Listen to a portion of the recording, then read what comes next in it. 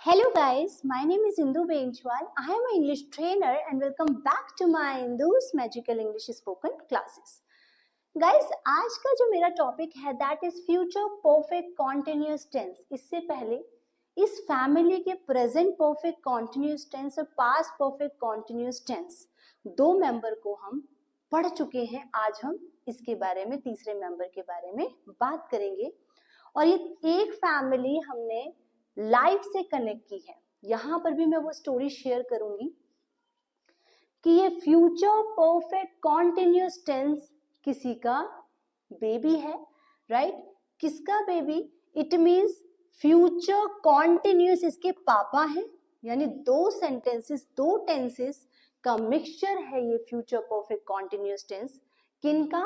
Future continuous और future perfect. इन दो tenses का मिक्सचर हमारे पास ये निकल के आया है future perfect continuous tense. Means future continuous इसके फादर हो गए एंड फ्यूचर परफेक्ट इसकी मदर है. इस टेंस के फ्यूचर कॉन्टिन्यूस फादर है और फ्यूचर परफेक्ट मदर है. तो फ्यूचर कॉन्टिन्यूस की आइडेंटिफिकेशन क्या होगी? बिकॉज फादर से हम हमेशा क्या लेते हैं गाइस? पहचान. तो फ्यूचर कॉन्टिन्यूस मेरा पूरा वीडियो टेंसेस का जरूर देखिए तो ही क्लियर होगा. जो स्टूडेंट फर्स्ट टाइम इसको देख रहे हैं लास्ट वीडियो, उनको थोड़ा बहुत दिक्कत हो सकती है, राइट? इससे पहले मेरे प्रेजेंट कॉन्टिन्यूस से अगर आप वीडियो देखेंगे तो चीजें पूरी क्लियर होती हुई नजर आएंगी आपको. तो फ्यूचर कॉन्टिन्यूस इसके फादर हैं और फादर से हमेशा पहचान मिलती है. तो फ्यूचर कॉन्टिन्यूस की क्या पहचान होती है गाइस? जैसे कि हम पहले भी कर चुके हैं, रहा होगा, रही होगी, रहे होंगे. फ्यूचर कॉन्टिन्यूस की आइडेंटिफिकेशन होती है. तो यहाँ पर भी क्या होगा? रहा होगा, रही होगी, रहे होंगे. मीन्स फ्यूचर कॉन्टिन्यूस से हमने पहचान ले ली. रहा होगा, रही होगी, रहे होंगे. अब जहां रहा होगा, रही होगी, रहे होंगे आएगा गाइस, काम जारी है, वर्क प्रोसेस में है, तो आईएनजी भी आएगा. कोई भी काम अगर कंटिन्यू हो रहा है तो आईएनजी हमेशा आएगा. तो यहां आप आईएनजी भी लिखेंगे. अब पापा से तो पहचान मिल गई. अब फ्यूचर परफेक्ट मदर है तो मदर के जीन्स भी तो आते हैं बच्चे में. तो मदर से क्या मिला है गाइस? फ्यूचर परफेक्ट से इसको क्या मिला है? Helping verb. तो फ्यूचर परफेक्ट की हेल्पिंग वर्ब विल हैव होती है. जैसे कि मैंने फ्यूचर परफेक्ट का वीडियो बनाया है, आप उसको जरूर देखिएगा. फ्यूचर परफेक्ट की हेल्पिंग वर्ब विल हैव होती है. ये तो मम्मा पापा से गुण मिल गए इसको, राइट? बट इसकी खुद की भी तो कोई पहचान होगी, इसका खुद का भी तो कोई टैलेंट होगा. और वो टैलेंट क्या है गाइस? बीन. मीन्स आपने यहाँ पे बीन यूज करना है हेल्पिंग वर्ब में. And the most important thing, time. आपको टाइम मेंशन करना है. सिंस और फॉर के साथ, जैसे कि मैंने सिंस और फॉर का वीडियो अपलोड किया है, उसको देखिए कहाँ सिंस लगेगा, कहाँ फॉर लगेगा, ताकि आपको चीजें क्लियर हो जाए. अब सेंटेंस पे चलते हैं कि what is the identification of future perfect continuous tense. रहा होगा, रही होगी, रहे होंगे, जिस भी सेंटेंस के लास्ट में आ जाए वो कॉन्टिन्यूअस होता है. बट रहा होगा, रही होगी, रहे होंगे प्लस टाइम अगर आ जाए तो वो फ्यूचर परफेक्ट कॉन्टिन्यूअस टेंस होता है. फॉर एग्जाम्पल, वह सुबह से खेल रहा होगा. तो गाइस इसमें सुबह से टाइम आ गया. अगर ये टाइम नहीं होता तो आपके पास सेंटेंस होता वह खेल रहा होगा, तो ये फ्यूचर कॉन्टिन्यूअस टेंस हो जाता. बट अगर टाइम आ गया तो ये फ्यूचर परफेक्ट कॉन्टिन्यूअस टेंस बन गया. मीन्स इसमें टाइम का सबसे बड़ा खेल है, इसकी सबसे बड़ी पहचान ही होती है, इसका सबसे बड़ा टैलेंट ही है कि इसमें टाइम जरूर मेंशन करेंगे आप.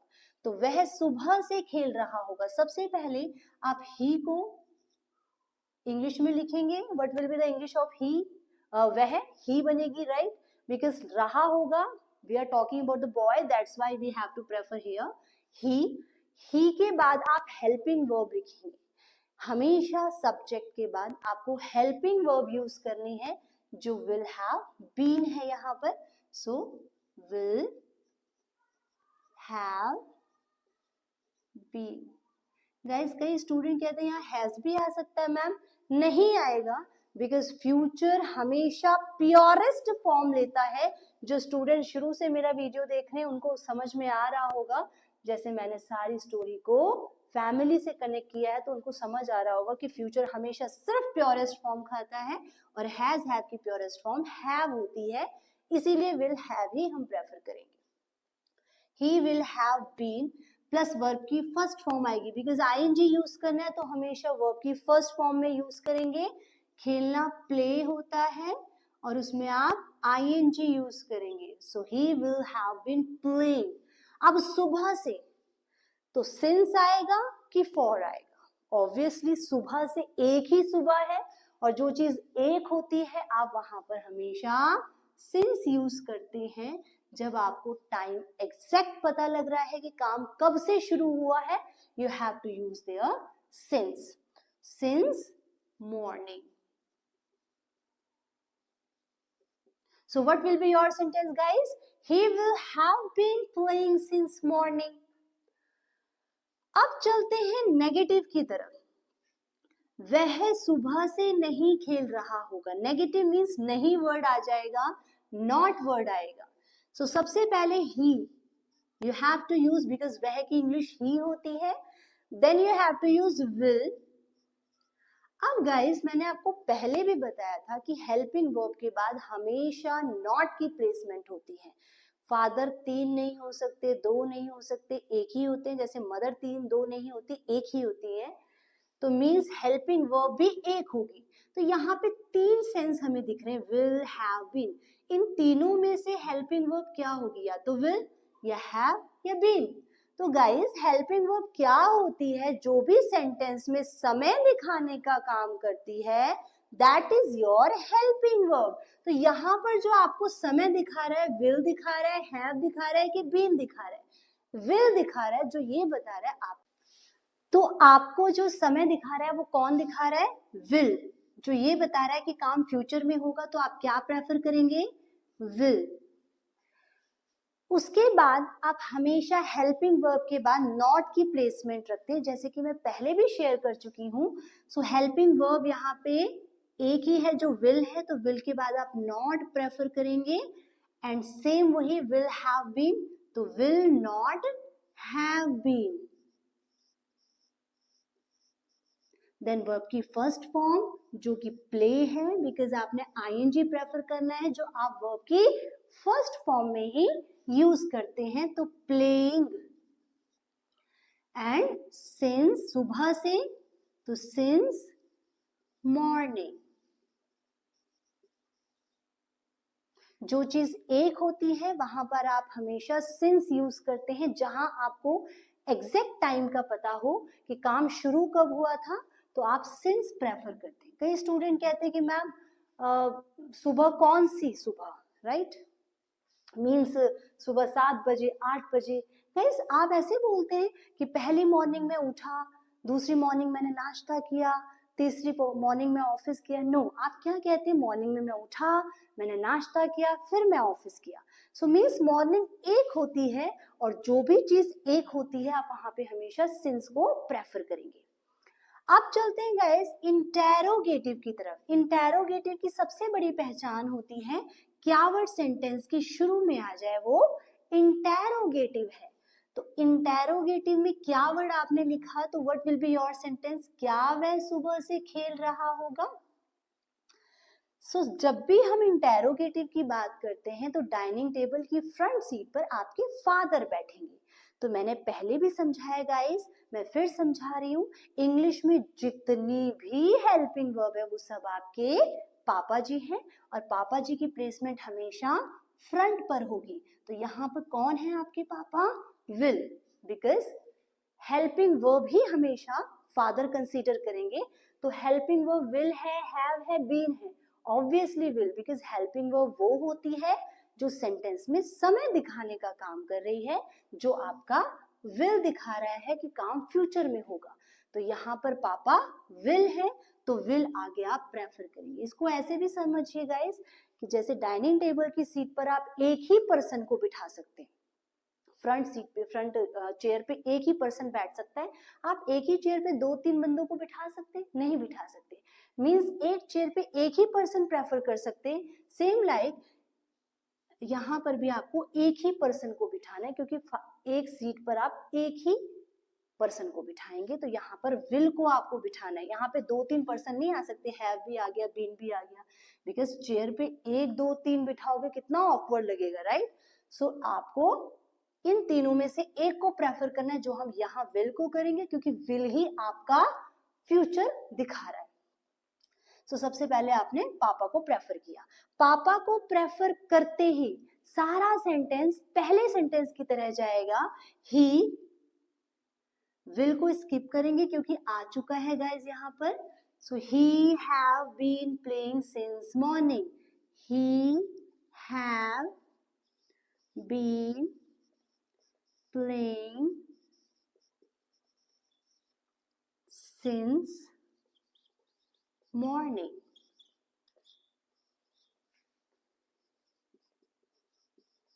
Question mark. What will be your sentence? Will he have been playing since morning?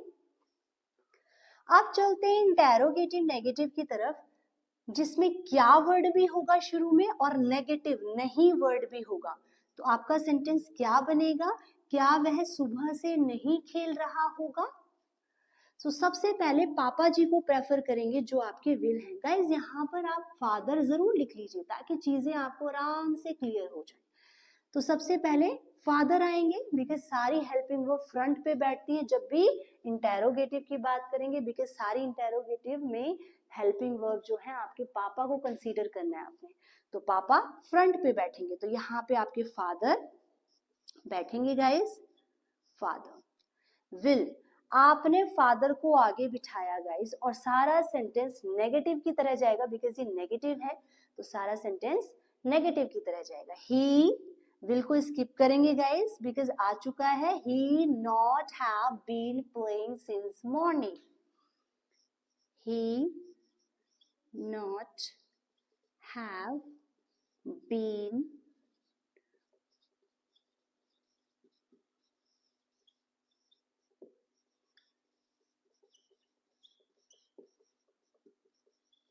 question mark. What will be your sentence? Will he not have been playing since morning? अब चलते हैं guys WH family की तरफ। Means जब भी question क्या word sentence के शुरू में आ जाए वो इंटेरोगेटिव है, और कोई भी क्वेश्चन वर्ड सेंटेंस के बीच में आ जाए तो वो WH फैमिली है। अगर यहाँ पर क्या आ रहा है तो इंटेरोगेटिव, अगर यही क्या वर्ड सेंटेंस के बीच में आ जाए कि वह सुबह से क्या खा रहा है तो WH फैमिली। WH फैमिली वो होते हैं गाइस जो भी वर्ड WH या H से शुरू हो question word, that will be your WH family. अब यहाँ पर क्यों है तो क्यों की इंग्लिश होगी गाइस वाई, राइट, वाई। अब यहाँ से कंसेप्ट मैंने आपको दिया था कि इंग्लिश में जितनी भी WH फैमिली है वो सब आपके दादाजी हैं, और दादाजी का नंबर आते ही पहले दादाजी फ्रंट पे बैठेंगे, डाइनिंग टेबल की फ्रंट सीट पे खाना खाने के लिए पहले दादाजी को प्रेफर करेंगे, फिर पापा जी को प्रेफर करेंगे। तो पहले दादाजी बैठेंगे, फिर पापा जी जो आपके विल हैं। तो सबसे पहले आप यहाँ पर कैसे लिखेंगे? सबसे पहले वाई लिखेंगे जो आपके ग्रैंडफादर है, यहाँ पे लिख लीजिए ग्रैंडफादर। फिर ग्रैंडफादर के बाद पापा जी आएंगे जो आपके विल हैं। Clear guys? फादर, और उसके बाद सारा सेंटेंस पहले सेंटेंस की तरह जाएगा। ही विल आ चुका है, we have to skip. He have been playing since morning. He have been playing since morning.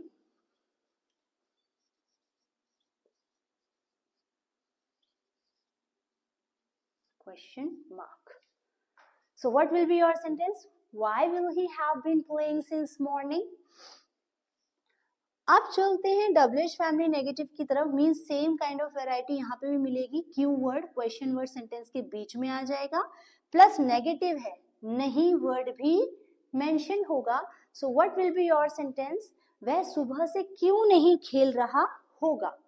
तो सेम दादाजी पहले आ जाएंगे जैसे हम कर रहे थे, उसके बाद पापा जी पहले आएंगे जो आपके विल हैं,